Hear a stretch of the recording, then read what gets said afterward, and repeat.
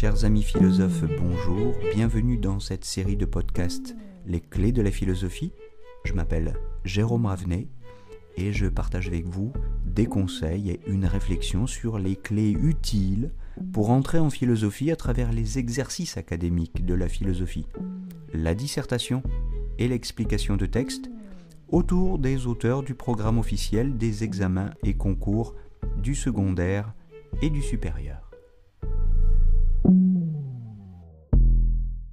Chers amis apprentis philosophes, bonjour, nous nous retrouvons pour parler une fois de plus de la question du bonheur. Et après le précédent podcast consacré à la problématisation de cette notion sous l'angle de ses racines étymologiques, nous allons parler aujourd'hui de son rapport au plaisir. Le point de vue est plus banal, plus ordinaire, plus convenu en apparence, mais néanmoins, il est problématique. On peut, en effet, définir le bonheur comme un état de satisfaction. On peut le relier à la notion de plaisir. Mais ce n'est évidemment pas n'importe quel plaisir. On peut considérer que être heureux a un sens particulièrement fort et signifie que nous jouissons d'un plaisir intense, voire souverain. On peut aussi considérer que le bonheur est un état de plaisir capable de durer dans le temps. On ne peut pas dire qu'on est heureux si on jouit d'un plaisir intense, mais seulement passager. On peut donc convenir, si vous voulez, en guise de définition, de l'idée que le bonheur est un état de plaisir souverain et continu. Un plaisir superlatif à la fois par son intensité et par sa durée. On peut s'entendre sur cette définition relativement consensuelle du bonheur. Évidemment, la question qui se pose aussitôt après cette définition, c'est la question de savoir si un tel bonheur est susceptible d'exister. Et la question qui suit celle-ci, c'est celle de savoir si un tel bonheur est accessible. Par quels moyens, par quelle méthode, par quelle technique? Il y a, sur ces questions, une aporie. Aristote la soulève et la discute dans l'Éthique à Nicomaque.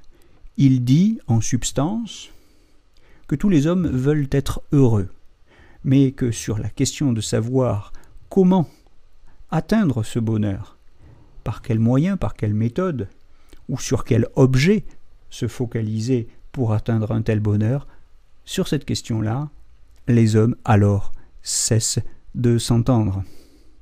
Ils sont divisés, ils sont en désaccord. Voilà ce que nous pourrions appeler l'aporie du bonheur. Aporie signifiant question sans réponse. Nous restons sur un point d'interrogation. Est-ce que le bonheur réside dans les plaisirs sensibles ou sensuels? Est-ce qu'il réside dans les succès professionnels, dans les victoires politiques, dans la gloire, dans la renommée? Est-ce qu'il consiste dans les richesses? Les hommes, sur ces questions, sur ces différentes options, sont divisés. Bien, c'est ce qu'on pourrait appeler l'aporie du bonheur. L'aporie du bonheur, telle qu'Aristote la formule encore une fois dans l'Éthique à Nicomaque. Mais je vous propose d'aller un petit peu plus loin, de ne pas en rester là. Je vous propose de remettre en question cette définition du bonheur, fonction du plaisir, et nous interroger sur la possibilité d'un bonheur qui irait par-delà le plaisir, et peut-être même contre le plaisir. Est-il si sûr que le bonheur soit lié au plaisir, qu'il soit une forme particulière de plaisir? Rien n'est moins sûr. Rien n'est moins sûr pour les stoïciens, par exemple, qui, dans la course au bonheur, si je puis dire, privilégiaient la vertu, l'excellence. Les stoïciens faisaient profession d'endurance. il faisait profession de mépriser le plaisir. Donc on a là un certain rapport au plaisir dans la quête du bonheur qui est tout à fait original. Les chrétiens iront aussi dans ce sens.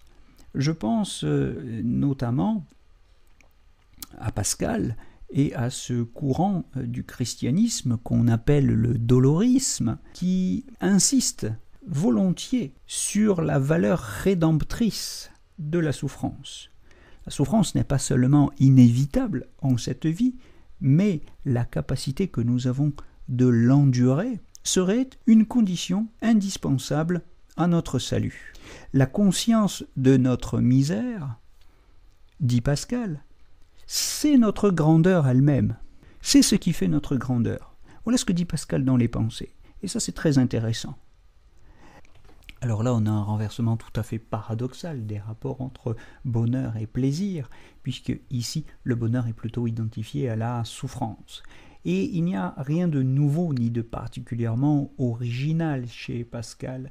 Je vous renvoie notamment au sermon des béatitudes que vous trouvez dans l'évangile de Matthieu au chapitre 5, verset 1, ou dans l'évangile de Luc, je crois, au chapitre 6. Le sermon des béatitudes de Jésus, c'est un discours qui nous parle de la souffrance. Je cite notamment ce verset « Heureux les persécutés pour la justice, car ils verront Dieu ».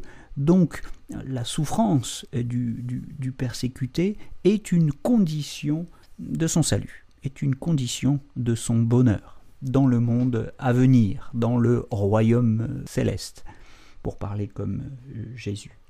On pourrait même parler, dans une perspective religieuse, d'une conception du bonheur par-delà tout plaisir et toute souffrance, par-delà toute contradiction du plaisir et de la souffrance dans le thème ou le concept de la vision béatifique tel qu'il est développé par exemple par saint Thomas d'Aquin dans la Somme théologique, ou tel qu'on peut le trouver aussi chez un penseur tel que Maître Eckhart, qui n'est pas un philosophe officiel du programme de terminale, mais un auteur tout à fait recevable, grand penseur de la tradition chrétienne, qui nous parle d'une vision béatifique en termes de détachement.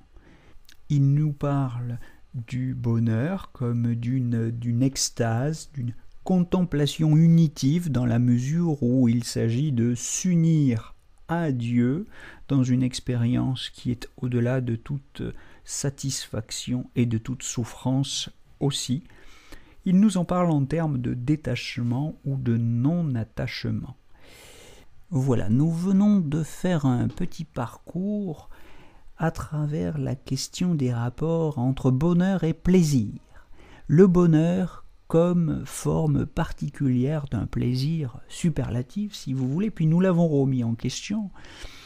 Nous avons vu que le bonheur peut se penser plutôt à partir de la vertu chez les stoïciens.